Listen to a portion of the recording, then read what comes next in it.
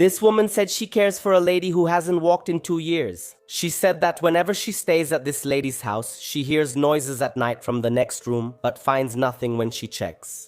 She once had to spend the night at the lady's house because it was her shift. She was watching something on the couch, and she was recording something of the TV for some reason, and she ended up falling asleep, and after that, her phone kept recording by accident. And she said that's exactly what she recorded. I'm going to show you this video, but please don't be scared. Watch it until the end because I need your opinion. What the hell is that?